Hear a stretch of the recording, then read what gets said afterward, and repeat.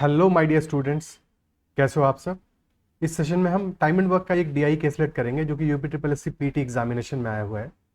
Graph पे based caselet है। Graph में थोड़ा सा इन्फॉर्मेशन गिवन होगा। बहुत टिपिकल ग्राफ नहीं है, ग्राफ तो बहुत ही सिंपल है। चलिए स्टार्ट करते हैं सेशन को। टाइम एंड वर्क में जैसे हम हमेशा जानते हैं कि time into efficiency is equal to work.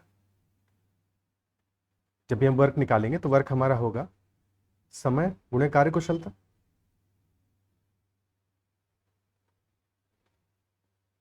यानी कि टाइम और एफिशिएंसी सेम वर्क के लिए हमेशा व्युत्क्रमानुपाती होंगे। बाकी क्वेश्चंस में समझते चलेंगे। इससे डिटेल में अगर आपको जानना है या फिर टाइम एंड वर्क का बेसिक्स करना है तो उसके लिए मैं लिंक पिन कर दूंगा। आप डिटेल में वीडियोस को चेकआउट कर सकते हैं। तो हमें एक ग्राफ गिवन है, उस ग्राफ में हमें दिया हुआ है कि एक काम को कंप्लीट करने में अलग अलग लोग कितना कितना समय ले रहे हैं।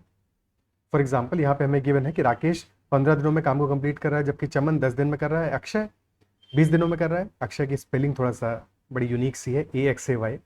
रमेश 12 दिन में कर रहा है और महेश उस काम को कंप्लीट करने में 16 दिन ले रहा है। पहला सवाल हमसे पूछ रहा है what is the total time taken to complete the work if all of them worked together.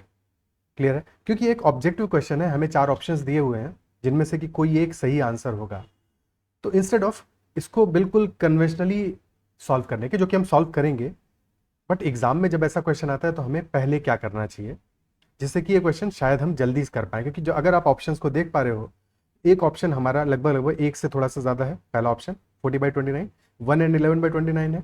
दूसरा ऑप्शन 29/80 यानी कि 1 से काफ़ी छोटा है। तीसरा ऑप्शन 80/29 2 से थोड़ा सा बड़ा है। और चौथा ऑप्शन भी 1 से हमारा छोटा है। क्लियर है। तो अगर हम एक बार रेंज का आइडिया लगा लें, हो सकता है उससे ही क्वेश्चन हमारा सॉल्व हो जाए, पूरा सॉल्व करने की जरूरत ना पड़े। तो ध्यान देते हैं क्वेश्चन पे। क्वेश्चन में हमें गिवन है कि 15 दिनों में राकेश कंप्लीट कर रहा है, 10 दिनों में चमन कर रहा है, 20 दिनों में कर रहा है अक्षय, यानी कि सबसे ज्यादा दिन अक्षय ले रहा है और सबसे कम दिन चमन ले रहा है। ठीक है, तो अगर हम ये मान लें कि सारे के सारे जितने भी लोग हैं, 5 लोग टोटल हैं, पांचों लोग अगर उतना ही समय लेते जितना चमन ने समय लिया है, यानी कि चमन अगर 10 दिनों में कंप्लीट कर रहा है और सारे के सारे लोग इतने ही एफिशिएंट होते, सब इतने ही कार्यकुशल होते, तो सबके सब 10 दिनों में काम को कंप्लीट करते।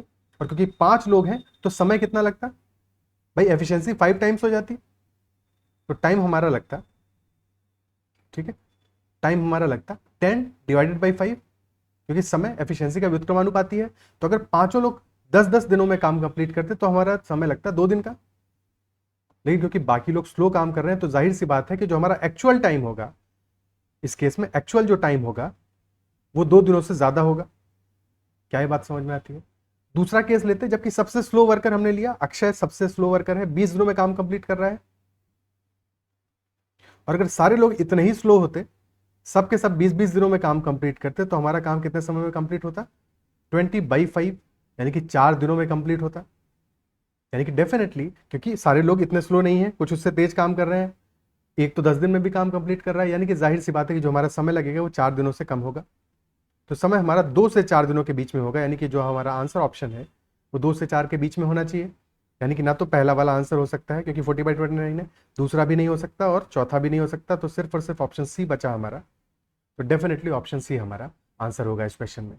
क्या इस बात को आप अप्रिशिएट कर पा रहे हो, समझ पा रहे हो। ठीक है, तो हमें इस क्वेश्चन में सॉल्व करने की इससे आगे जरूरत नहीं पड़ेगी। ये हमारा लॉजिक है जो हमें समझ में आना चाहिए। अब इसको अगर कन्वेंशनली सॉल्व करते या फिर ऑप्शंस हमारे बहुत क्लोज क्लोज होते, तब एग्जैक्टली क्या करते, तो एक बार प्रॉपर्ली सॉल्व करके भी देख लेते हैं। राकेश समय ले रहा है 15 दिनों का, चमन ले रहा है 10 दिनों का, अक्षय ले रहा है 20 दिनों का, और फिर रमेश ले रहा है 12 दिनों का समय, और महेश ले रहा है 16 दिनों का समय। तो इन सब वैल्यूज का हम एलसीएम ले लेते हैं। 15, 10, 20, 12, 16, सबका एक साथ एलसीएम नहीं ले सकते, तो 15, 10, 20 और 12 का तो 60 एलसीएम आ रहा है, लेकिन 16 भी है हमारा। 15 चौको 60, तो 4 तो आ रहा है, 4 का और फैक्टर मल्टीप्लाई करना पड़ेगा, तो 60 गुणे 4 यानी कि 240 हमारा टोटल वर्क मान लेंगे हम। टाइम की वैल्यूज तो गिवन है, टोटल वर्क हमने मान लिया 240। अगर 240 टोटल वर्क है तो एफिशिएंसी कितनी आ जाएगी, राकेश की एफिशिएंसी आ जाएगी 240/15 यानी कि 16, और महेश की 15 आ जाएगी क्योंकि 16 है इसका। ठीक है, चमन की एफिशिएंसी आ जाएगी 24, अक्षय की आ जाएगी 12 और रमेश की आ जाएगी 20। सबकी एफिशिएंसी मिला के कितनी होगी?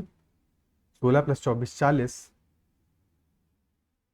40 + 20 60, 72 87 87। एफिशिएंसी टोटल आ गई 87, वर्क है 240, तो टाइम लगेगा 240/87 और दोनों ही 3 से कट जाएंगे। 3 से काट के नीचे 29 आ जाएगा, ऊपर 80 आ जाएगा, यानी कि 80/29 डेज का टाइम लगेगा इनको। यही हमारे इस क्वेश्चन में आंसर हो जाएगा। क्या ये बात समझ पा रहे हो? हालांकि इतना करने की जरूरत नहीं थी, वो हमने ऑलरेडी स्टार्ट में लॉजिक से देख लिया, पर अगर करना पड़ता तो ऐसे सॉल्व करते हैं हम इस क्वेश्चन को। ठीक है, अगला सवाल देखते हैं, आगे बढ़ते हैं। नेक्स्ट क्वेश्चन का, which of the following groups take minimum time to complete the work? निम्नलिखित में से कौन सा ऐसा समूह होगा जो सबसे कम समय में काम को पूरा कर देगा? अब इस केस में भी क्या हम ऑप्शंस को ले लेके चलेंगे? हमें क्या चाहिए? हमें यह चाहिए कि दो लोग ऐसे हों जो सबसे कम समय में काम को कंप्लीट करें, तो यानी कि वो दो सबसे तेज होने चाहिए। अगर मिनिमम टाइम है, क्योंकि टाइम और एफिशिएंसी एक दूसरे के व्युत्क्रमानुपाती है, ठीक है, इनवर्सली प्रोपोर्शनल है सेम वर्क के लिए। तो अगर हमें टाइम मिनिमम चाहिए, टाइम को मिनिमम करना है, तो एफिशिएंसी को मैक्सिमम करना पड़ेगा। यानी कि जो सबसे कम समय में काम कर रहे होंगे ऐसे दो लोग चाहिए होंगे हमें, क्योंकि वो सबसे ज्यादा काम करेंगे। और ऐसे दो लोग कौन है? एक तो चमन है, 10 दिनों में काम कंप्लीट कर रहा है, और दूसरा रमेश है, 12 दिनों में कंप्लीट कर रहा है। यानी कि चमन और रमेश की जोड़ी अगर ऑप्शन में दी है तो वही हमारा आंसर हो जाएगा। क्या ये बात समझ में आती है? ठीक है, क्लियर है? चमन और रमेश हमारा आंसर हो जाएगा। अगर क्वेश्चन में इंस्टेड चमन और रमेश की जोड़ी नहीं दी होती, क्योंकि 5 लोग हैं, 5 में से अगर हम दो दो ग्रुप बनाएंगे तो 10 ग्रुप बनेंगे। ऐसा भी हो सकता था कि चमन और रमेश की नहीं दी होती। विच ऑफ द फॉलोइंग ग्रुप्स क्योंकि पूछा है, ये नहीं पूछा है।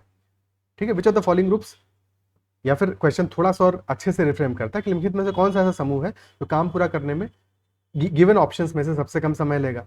तो उस केस में हमारा अप्रोच क्या रहता है? फिर हम दूसरा ऑप्शन देखते कि और कौन से दो लोगों का हम ग्रुप बना सकते हैं जो सबसे कम समय में काम करेंगे। तो फिर हमारा एक ग्रुप बनता है राकेश और चमन का,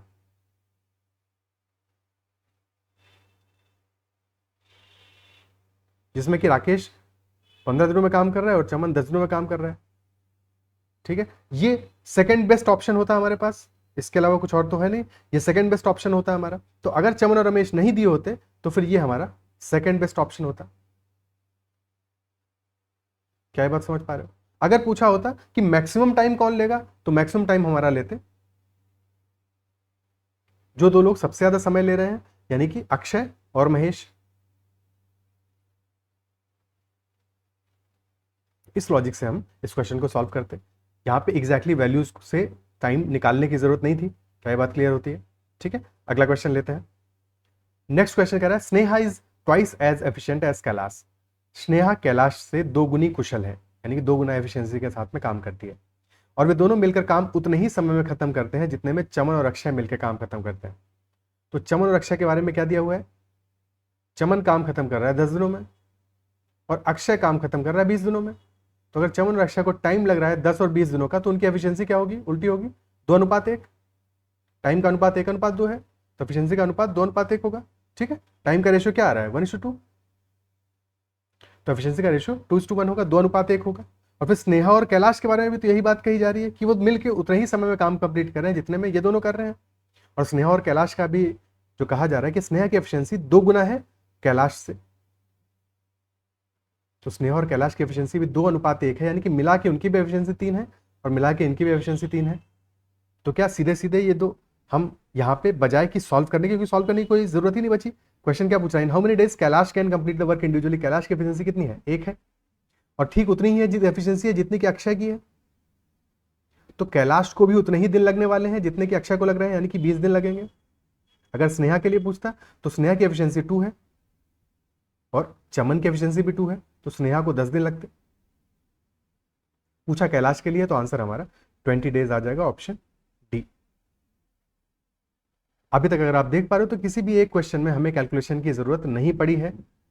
कैलकुलेशन सिर्फ समझाने के लिए कि हमें कहीं पे भी एज सच कैलकुलेशन की कहीं पे भी जरूरत नहीं पड़ी है। अगला सवाल लेते हैं, नेक्स्ट क्वेश्चन करते हैं। क्वेश्चन नंबर 4, चमन और अक्षय ने मिलकर काम करना शुरू किया और कुछ दिनों के बाद मिहिर उनके साथ शामिल हो गया, और इस तरह उन सभी ने 5 दिनों में पूरा का पूरा जो भी काम था वो उन्होंने कंप्लीट कर लिया। उन सभी को मिलकर कुल 3,000 रुपए का भुगतान किया गया। तो मिहिर का हिस्सा, मिहिर का शेयर कितना होगा इसमें? चमन और अक्षय ने काम किया है, इनके बारे में तो हमें इन्फॉर्मेशन अवेलेबल है, मिहिर के बारे में हमें नहीं पता है, कोई बात नहीं, पता चल जाएगा। 5 दिनों में काम कंप्लीट हुआ है, क्योंकि चमन हमारा 10 दिनों में काम कंप्लीट करता है, तो चमन ने 5 दिन में कितना काम किया होगा? 5/10, यानी कि 50%। ठीक इसी तरह से अक्षय 20 दिनों में काम कंप्लीट करता है, तो 5 दिनों में कितना किया होगा इसने? 5/20, यानी कि 25%। और पूरा काम हुआ है, यानी कि 100% वर्क हुआ है 5 दिनों में, तो 50% अगर चमन ने किया है, अक्षय ने 25% किया है, तो बचा कितना? 25% बचा। तो ये 25% काम, यानी कि 1/4 काम मिहिर ने किया होगा। ठीक है, 25% यानी कि 1/4 काम मिहिर ने किया होगा, तो मिहिर को उतना ही पैसा मिलेगा जितना उसने काम किया है, यानी कि 3,000 रुपए टोटल मिला है, उसका 1/4 यानी कि 750 रुपए मिहिर को मिल जाएगा। क्या ये बात समझ में आती है? ओके, 750 रुपीज, ऑप्शन बी हमारा इस क्वेश्चन में आंसर हो जाएगा। अगला सवाल लेते हैं। नेक्स्ट क्वेश्चन कह रहा है 5 दिनों तक काम करने के बाद राकेश अक्षय से जुड़ जाता है, यदि वे शेष कार्य को 5 और दिनों में पूरा करते हैं तो अक्षय अकेले कितने दिनों में काम पूरा कर सकता है? इस क्वेश्चन में थोड़ा सा इशू है। इशू ये है कि राकेश और अक्षय के बारे में हमें पूरी जानकारी है, पर जो क्वेश्चन में इंफॉर्मेशन दिया वो कंसिस्टेंट नहीं है उसके साथ में, तो प्रॉब्ली अक्षय की जगह पे कुछ और नाम होगा, लेट अस से, अदरवाइज ये क्वेश्चन तो गलत ही है, पर अक्षय की जगह पे हम मान लेते हैं कि अभय के बारे में बात की जा रही है, ताकि इस क्वेश्चन को सॉल्व कर सके। ठीक है, और फिर आखिर में पूछा गया अभय के बारे में, ये कि अभय कितने दिनों में काम को कंप्लीट करता है। ठीक है, तो क्वेश्चन हमें क्या कह रहा है कि आफ्टर वर्किंग फॉर 5 डेज, 5 दिन तक राकेश ने काम किया, और उसके बाद में Rakesh is joined by Akshay, यानी कि शुरुआत में पहले 5 दिन राकेश ने अकेले काम किया है, और उसके बाद के 5 दिनों में राकेश के साथ में अभय भी आ गया है और काम को कंप्लीट कर दिया है तो उन दोनों ने मिलकर, यानी कि राकेश ने 10 दिन काम किया है